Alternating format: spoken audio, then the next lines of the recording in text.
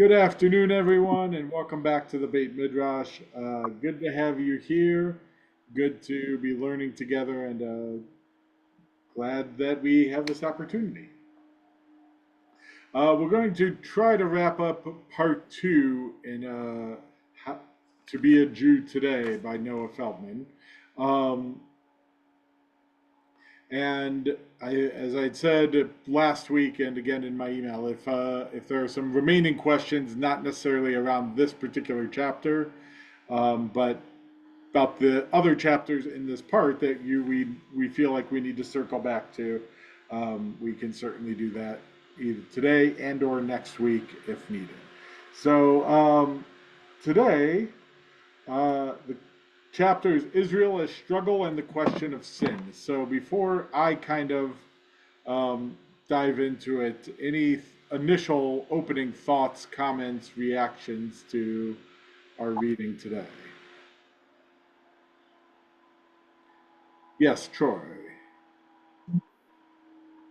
This is something that we were just kind of talking about, or you guys were just mentioning, but I just had a question. I was very confused by this chapter because to me, I always thought sin, the idea of sin was a very Christian idea, not just original sin, which I think we were just talking about, but the idea that people are committing sins, like it's a big idea in Christianity, like that you're punished for your sins, but a lot of it's in the afterlife. But I didn't know, is there a Jewish idea of sin, just general sin? He kept talking about sin, and I felt like I didn't know what sin Yeah. is. So good opening question. So the short answer to the question is yes. The slightly longer answer is yes, Judaism has a concept of sin, um, not necessarily in the same way that Christianity conceptualizes it. Um, sin, what is usually translated as sin in Jewish texts, is the Hebrew word chet, which he does cite on 243 when he's talking about the four words that are in the holiday liturgy, that mipnei chatainu galinu me'artzenu. Um, chatenu, like our sins, is how he translates it too. So the Hebrew word chet is an archery term, and it means to miss the mark. So that is often how I think the rabbis and Jews conceptualize sin. Is it's um, not world ending or life altering necessarily, but it's that we've missed the mark on how we are supposed to behave. Now that can be life altering, that can be life changing, depending on what you do with it, what the sin and the actual content of the sin is. Um, and I think Jews do have a concept of um, we will be punished for the transgressions and the sins that we have. That's a big part of what he's talking about today. Um, there is some problematic theology um, around sin and punishment and being punished for your sins, and whether what you do means that you're going to be rewarded or punished for it. I think a lot of the concepts of the afterlife are part trying to reconcile this idea of you do good things, you'll be rewarded, you do bad things, you'll be punished, which I think they hold as the rabbis held as a theological point, but how do you reconcile that with reality in that often those who do bad things are rewarded and those who do good things suffer? And so one of the ways the rabbis resolve that is to say, well, it actually refers to the afterlife, and that in the afterlife, the righteous will be rewarded for their good deeds, and the wicked will be punished for their misdeeds. but that in this world it may or may not actually happen in that way. Does that answer your question, Troy? I'm pretty sure there have been books written about it, so I'm trying to give a condensed summary, but hopefully that at least gives you a starting point for this chapter. Stuart? So one of the things I think that was discussed in an important way in this chapter was collective sin, not just sin. The kind of sin, if I heard you talking, sounded more like individual sin. People individually may sin. They get punished when they sin. They get rewarded when they do good deeds. But, and especially combining this with the previous chapter or chapters, a lot of this has to do with collective sin relative to Israel. So it made me think, because we've mentioned and asked multiple times during this Beit Midrash about whether what happened in the Holocaust, why did that happen, and were we punished? Is that a collective sin? Well, right after World War II and the Holocaust, the state of Israel was born. So if you want to link those together in any way, were we, I mean, the Holocaust was the horrible of all horribles. Was it worth it, if that were true, for us to be given the state of Israel for hopefully all time? Look, I sometimes struggle with this because one of my teachers, Rabbi David Blumenthal, used to tell us that whatever theological statements you're going to make, you should be willing to make in front of 6 million Jews. And I think there is some historical, I think if you look at historical documents, there is some evidence, and I think there's some argument to be made that the state of Israel was given to us in response to the horrors of the Holocaust. Making that a theological statement, I find very troublesome. Um, and I have a hard time imagining myself saying that to some of the children and the infants and the mothers who all went through the Holocaust. Which I'm not sure is necessarily an answer to your question, other than historically, yes. Theologically, I wrestle with that as a response.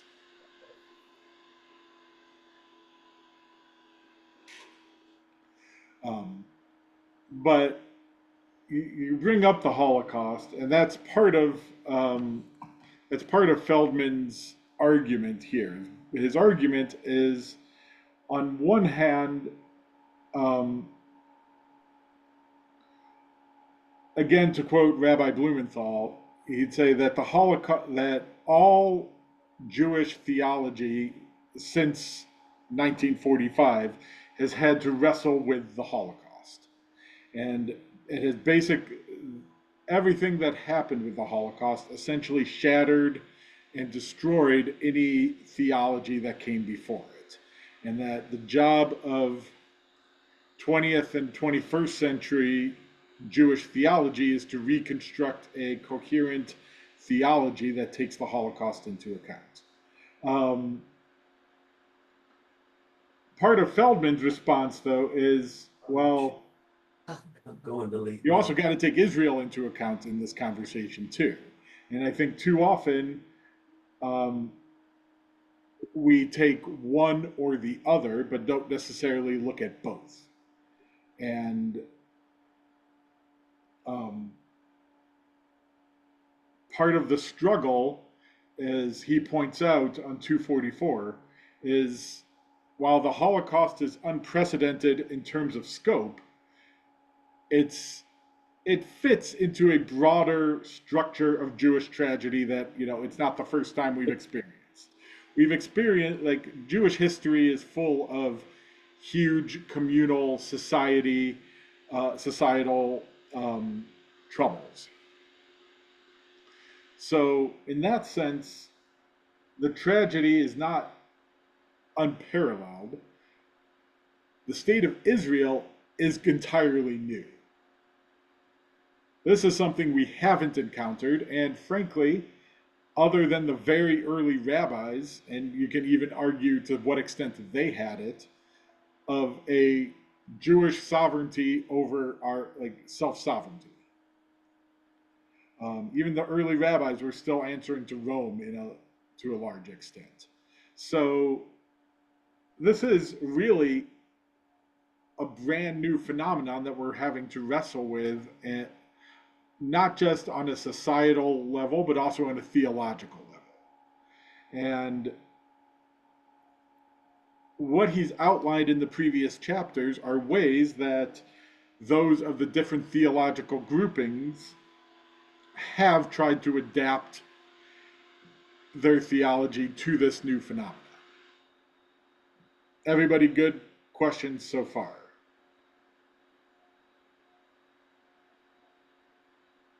Yes, Cindy. What I find troubling is that, so in light of what Troy was saying, about sin and how and you said how we're missing the mark and trying to come up with a theology that includes Israel right now.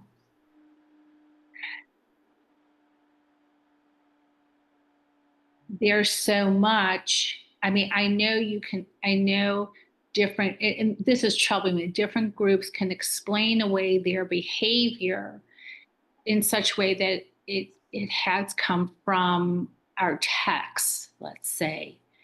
But for those of us who don't read the text in that way or don't have the same worldview based on the text, the idea of a state of Israel that, I guess, in my opinion, is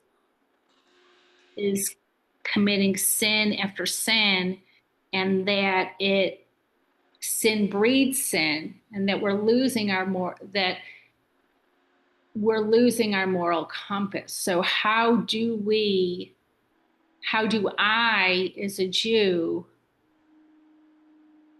live with an Israel that is so offensive to my moral compass at this point in time? So what do you see as Feldman's response? It doesn't have to be Cindy necessarily, but what would Feldman's response to that question Okay. be? So the part that I really liked about this chapter was because of that was on page 251. At the bottom, he goes back um, to the idea of wrestling, of questioning, and that he says, like, towards the bottom, um, the response that he has is that classically Jewish move of self-questioning in search of sin has taken a back seat to self-confident assertion of correctness. So moving, yes, we can question, so that we move in a direction that that is Jewish. There's nothing un-Jewish about looking for collective sin and trying to do better.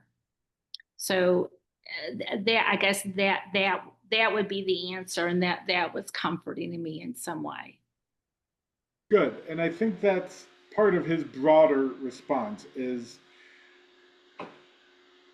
in some way you could make a pretty good argument for any of the based on your theological stance, you could make a pretty good argument for any of the positions he has already outlined. That's pretty much what he's done for the last 4 chapters, is to try to give a solid argument for why different groups came to the positions that they came to. The problem is what he puts. I was quoting the kind of couple pages before you on 248, that the risk of that the sin of pride, the sin of believing that the people were perfect, that their strength and the power of their hands had given them homes and prosperity. And that is part of what he describes at the beginning of the chapter, at the very beginning on 242, that beware lest you eat and become satisfied and build good homes and dwell in them, and your heart become high and you forget the Lord your God who brought you out of the land of Egypt, and say in your own heart, my strength and the power of my hand has made me this wealth. That you think everything you've achieved was only because of you. And that's I think what he's trying to point out here is, in some sense, all of the groups are kind of falling into the same trap of this. That whichever argument you take, they're all kind of falling into the trap of believing that they alone have the right answer. And that might be the sin of pride that we as a people have to wrestle with most, is thinking that we are the sole possessors of the truth. However we whatever stance on whatever position we take, we are the only ones who are correct. Um, which is in some sense dividing us apart as a people, because you disagree with me on theological grounds, and I can't happen to see why you might be right. But it's also making every approach we take towards Israel into the same problem, that if that's the only way to do it, then there's going to be a constant battle and struggle of how do we think that how are we the only ones who are right? Yes, Joshua. So I think more broadly, what I liked about the chapter so much is it just reminded, and I think this follows on to what you're saying, it reminds everyone, no matter how you get to your thoughts about Israel, of the moral weight attached to having a country.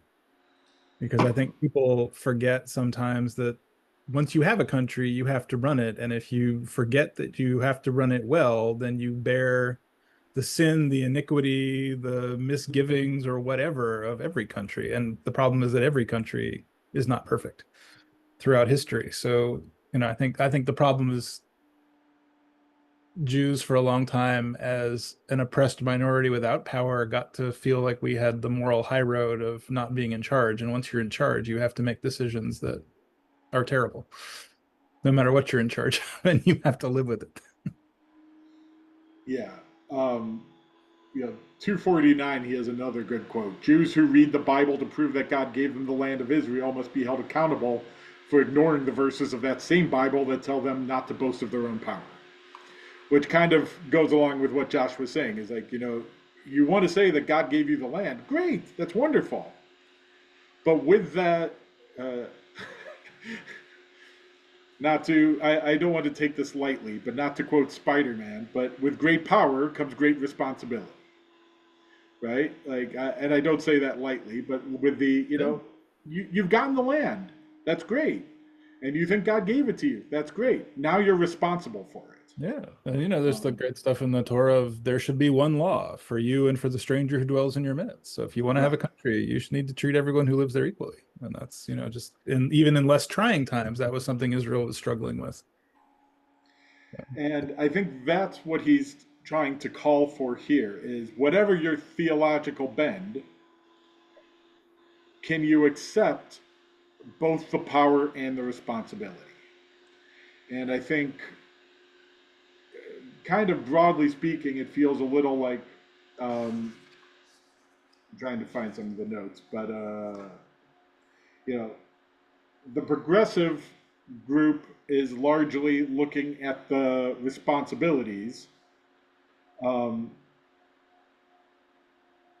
and discounting some of the, well, I don't want to say discounting some of the power, but they're trying to call for greater moral power from those who have the power.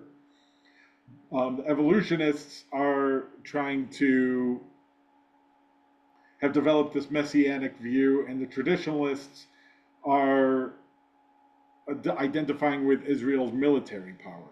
But in all of them, there's a balance between the two, between the power and the responsibility you have to wield that power. And again, in Deuteronomy, part of the theology is you don't wield that power correctly, you don't treat it well, you don't do the things that you're supposed to do, then God will take that land away from you. I think what gets left out of this, though, just as I'm thinking about it now, is there still is a strong component of secular Zionism. And secular Zionism actually gets to avoid the theological weight of feeling like there's sin or a theological burden. And I think it's this is kind of a very half-formed thought in my head, but part of the problem now is that there's sort of a weird alliance of secular Zionists and also very right-wing religious Zionists who get to sort of each take part of it and ignore the other part. Yeah, as he describes the collective Zionism, um, it'll just kind of it's just kind of our own strength that will get us out of it, and it'll just take pure moral will to fix the problems. Um, I think it's somewhat more complicated than that, but in the end, it might come down to a similar. It might boil down to a similar place of, well, you do have the agency. You have the agency to choose what your law you're going to follow and how you're going to follow it. You have free will to choose to ignore certain laws, but then there's consequences to doing so. Yes, Lisa.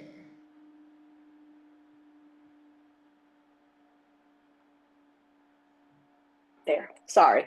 Okay, what I love about this chapter, I think, is what everybody is touching on. What I really love is that in all the previous chapters, Feldman has been so careful to try not to be judgmental about each different group and just really try to explain where their thinking came from. And I really appreciate that because that made me trust him. But I love in this chapter that he's actually sort of taking a stand. And he's taking a stand against any of these groups, either collectively or people individually, who believe that their way of thinking is always right and that there is no other way to think. And especially when they apply that to Israel. Israel can do no wrong.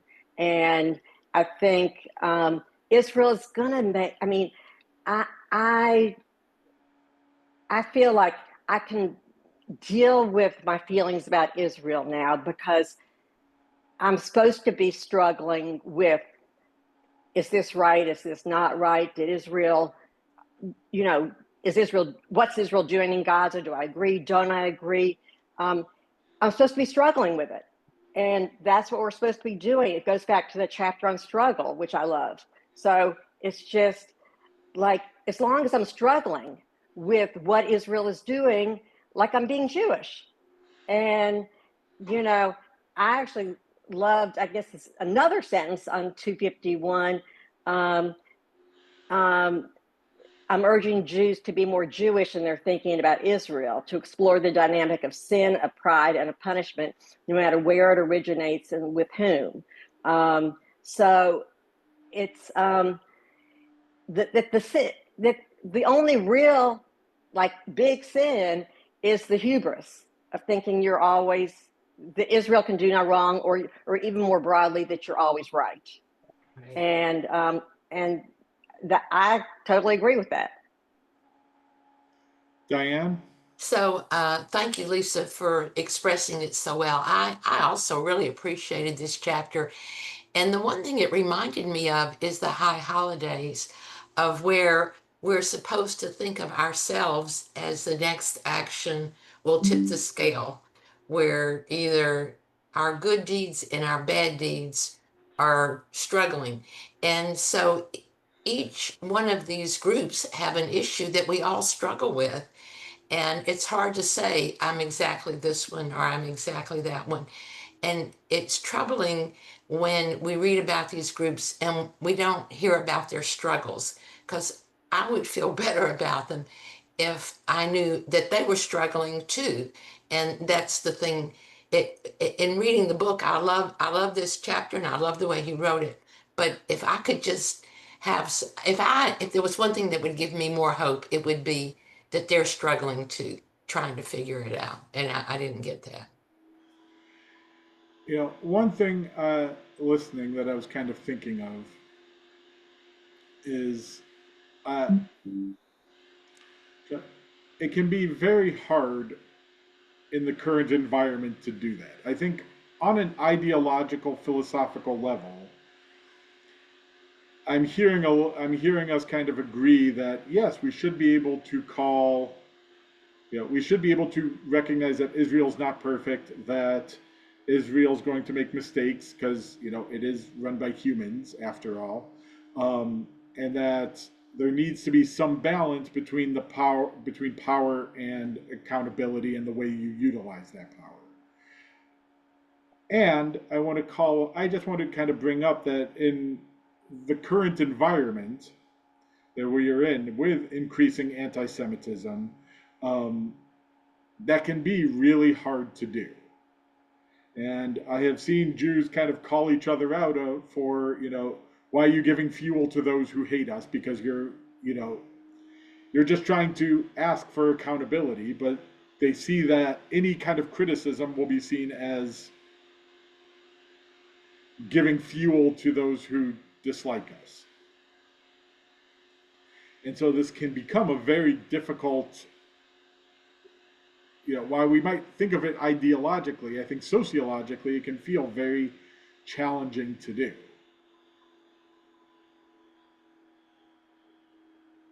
I don't know if anybody else is feeling that way or not, but Definitely. I mean, that's kind of the rub. yes, Cindy. Well, but I think conversely, it's it is, to me, it is a comfortable way of talking about what's going on in Israel. If I can honestly say to people, I am a Jew, I am a practicing Jew, I support Israel. I don't support everything that Israel does. I think that it makes us more credible and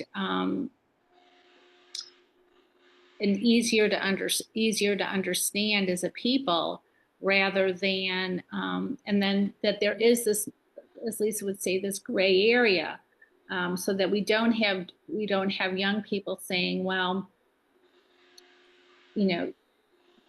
this is wrong, this is murder. I'm running into Microsoft and I'm protesting, and okay, let's step back a minute and listen to each other and find some common ground. So I actually am finding it easier to say, yes, it is horrible what is going on in Israel right now, and I don't agree with everything. But I do believe in the state of Israel, and I'm still proud of my Judaism.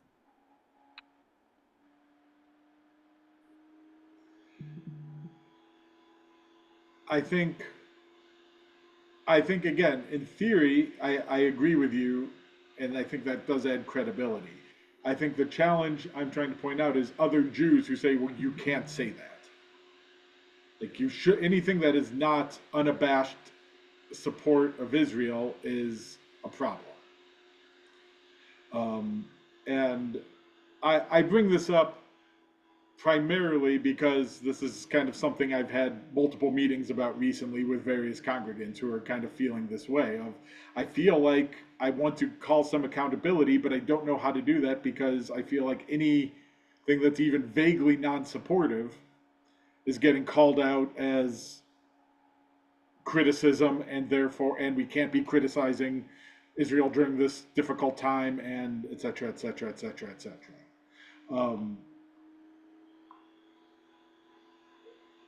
So I don't know if I have an answer necessarily, other than I wanted to raise the idea that I think I I think I'm getting a sense, if somebody disagrees, please feel free to chime in. I'm getting a sense we broadly agree with Feldman's construct here, but how do we personally utilize it and live it out, I think is the challenge for us. I think that's a different challenge for you, Rabbi, because no, I'm serious, because what you say holds a different sway than what Cindy May has to say. I mean, and I mean that's I think one of your fine qualities is that you know the weight of your words and the impact that can have. Now, I mean, all of us words have power, but they don't have the same impact as speaking as a rabbi. So your burden, sadly, I think is heavier than ours. Perhaps, but I am hearing it from various congregants also. So, so I don't want to minimize others' experiences either. Well, I mean, I totally agree. I think this issue has the power to really tear us apart as Jews. And it is tearing us apart as Jews. And I mean, look at what's happening in New York with Mamdani, and like half the Jews agree with his questioning Israel, and half the Jews are calling him anti-Semitic. Yes, and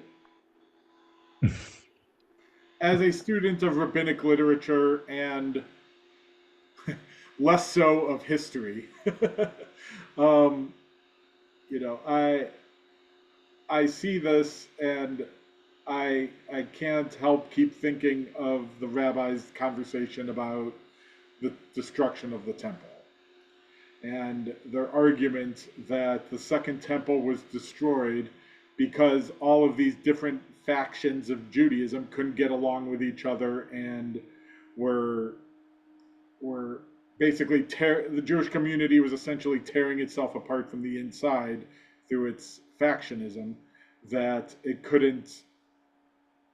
survive it couldn't survive the threat.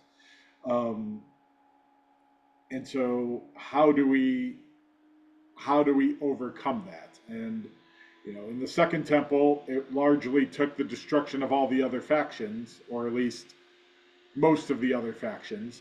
Um, you know, of those factions that were there, only two of them really survived. One became Christianity, and the other became Rabbinic Judaism. Um, you know, how do we avoid that same fate? I wish I had the answer for you. Not sure I do.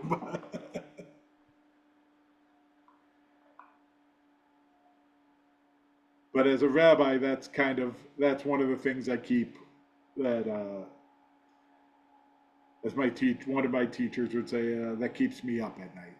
But Yeah, I mean, I almost want to say there's nothing more Jewish than arguing about what it means to be Jewish. So if someone tells you you're not being Jewish enough, just tell them that they're part of a grand tradition, and they can keep telling you that while you tell it right back to them. Well, yeah, I have another question that keeps me up with regard to Israel, and that is, I think it goes back to what Josh was saying about, you know, governing Israel. That ideally, in a perfect world, I think everybody in Israel should have the same rights.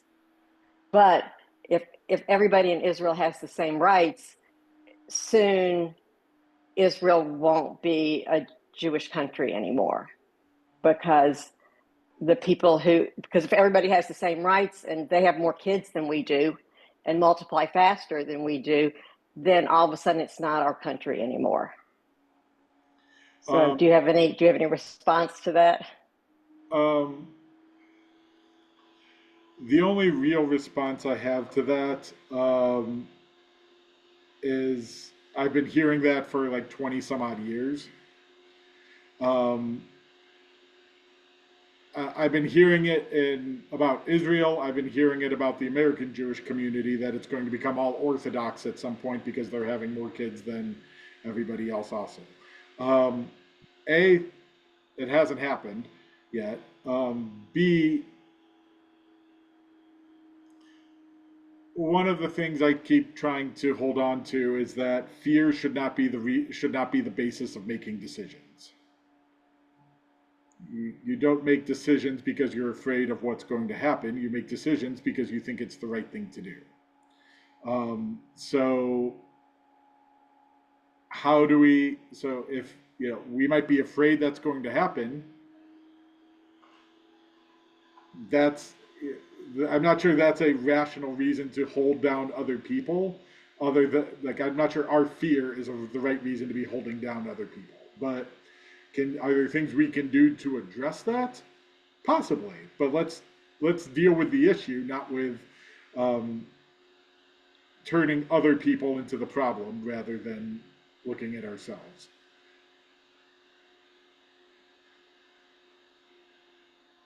I think I'm slightly less worried about it only because I've been hearing about that issue for so long that and it still hasn't come up that I'm like, well, at some point I think it's just I can't keep being worried about something that keeps maybe happening. But if it gets codified into law, some decision about who is a rightful citizen of the state of Israel, that's much harder to turn around. You can't say, oh well, okay, well in that case we'll do it this way. So I'm concerned about it myself, and even though it hasn't happened, doesn't mean it's not going to happen. So it is of concern to me. Correct, and I'm not saying we shouldn't be concerned about it. I'm saying we should find a solution to the problem, um, not take our fear out on other people because of it.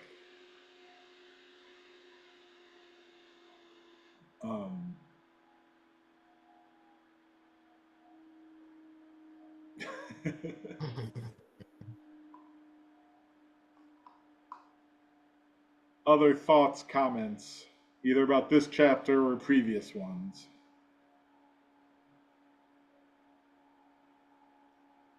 I'd like to address Troy's question on what's a sin in Judaism and relate that to Israel. I view sin as my own failures to live up to the way that God expects me to live and to the way my parents would have expected me to live. Um, and I'm not judgmental in any way against the way other people live and how they might not live up to the way I view things. And I see Israel as the same way, but I think it's difficult for Israel to come to a common understanding of the way that God intends for the state of Israel to move forward.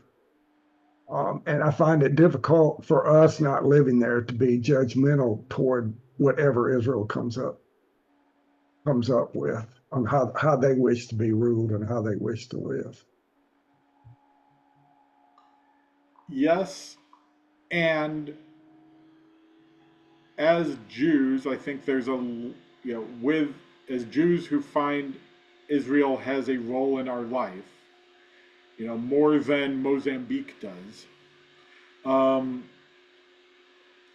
then, when I hear what you're saying, but I think we still have to wrestle with how does the decisions of that government fit into our theological frame.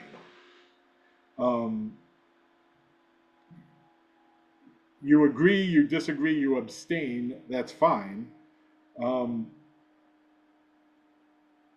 But how does it still fit into the framework that you have created, that you ascribe to be able to understand in that way what Israel is doing?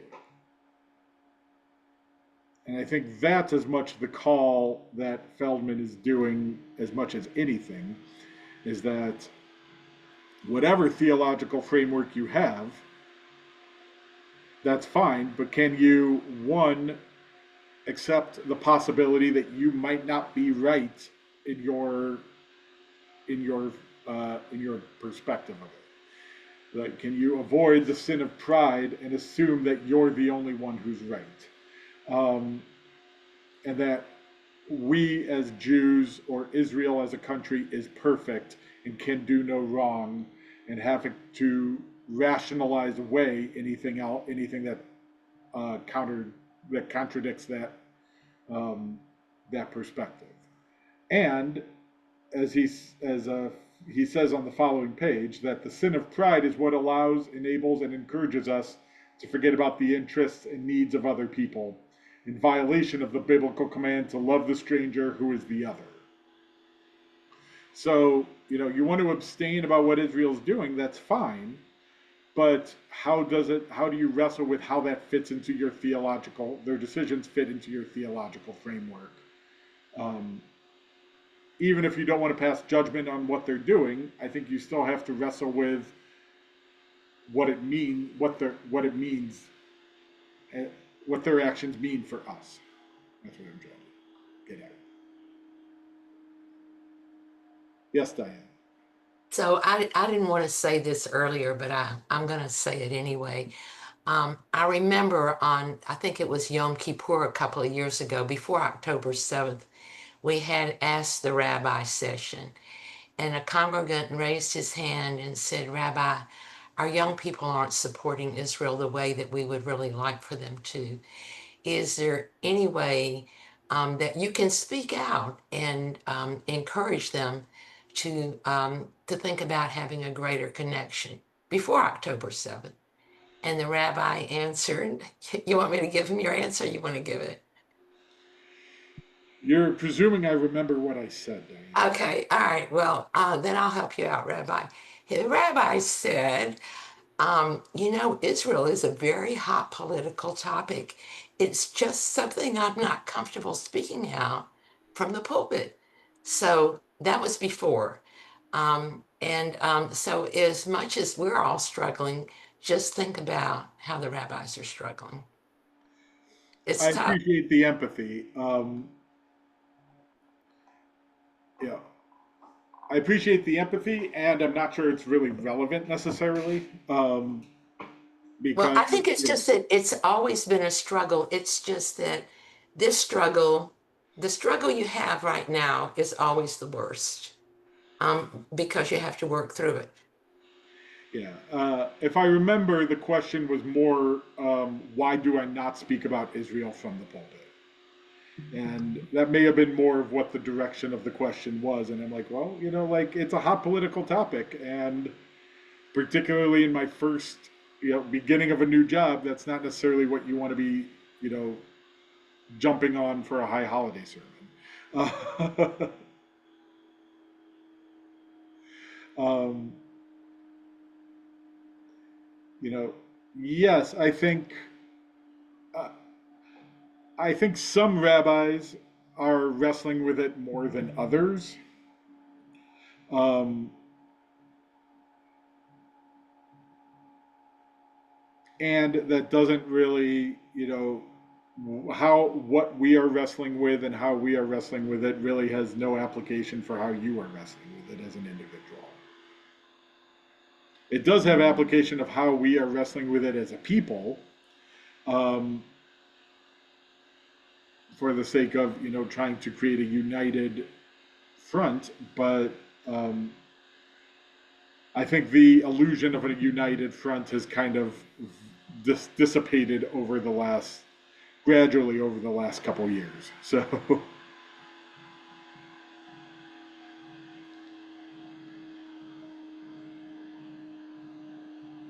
other questions, comments, reflections?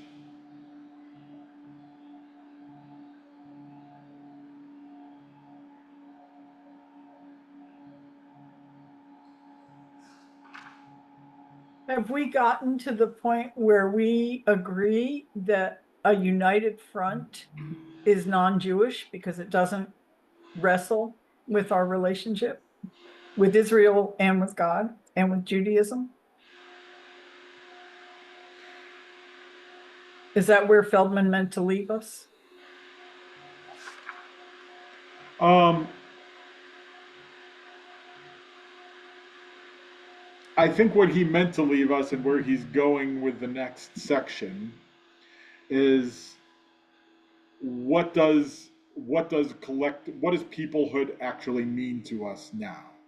And if we accept the idea that there are different groups that he outlines and different theological frameworks who all have particular and particularly strong concepts and relationships with Israel, what does that mean for us as a collective people? And that seems to be where he's going to go in the next few chapters, is along that line. And even just looking at the titles of the chapters, which honestly is as far as I've gotten in that third section so far. What are the Jews? How do we define ourselves as a collective? The chosen. What does it mean when we call ourselves the chosen people? The marriage plot, which I'm going to take a rough guess is going to deal with intermarriage. Um, how do we, with different theological frames, all struggle together with all of these questions that we are asking? Um, yeah, I think that's kind of where he's going. Is we seem to be very divided. So what does that mean for us as a group, as a united people? And that's, I guess, what we're going to have to explore over the next few weeks.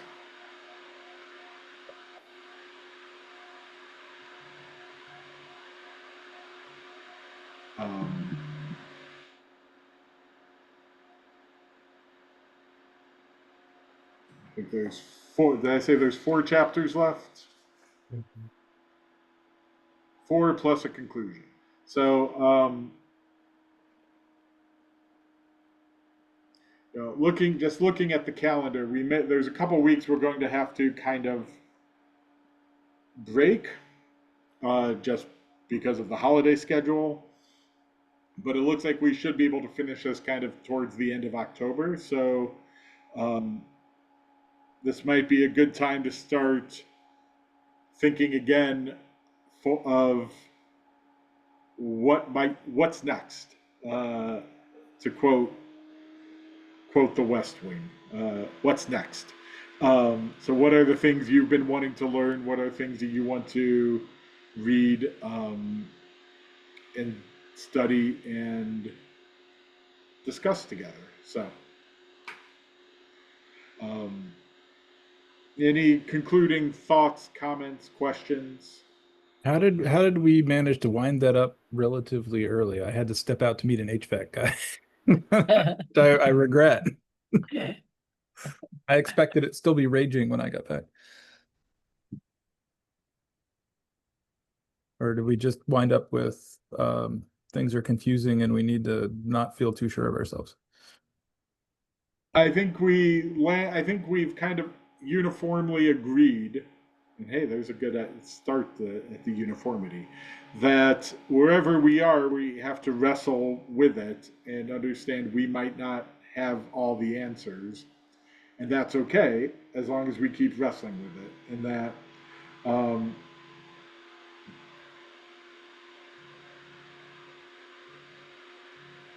but that we have to also believe that, I think broadly, that there's a way that we can support Israel and support Israelis and still want to hold accountable and to the moral standards that we're eyeing and hoping that they can achieve. Does that kind of sound more or less where we left it? Knowing we might not agree on what those moral standards are and might have to wrestle with that as well.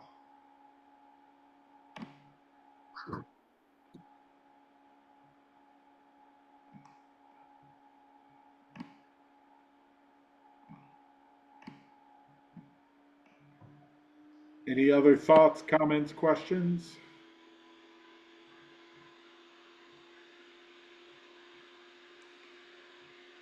Well, kol hakavod, everyone.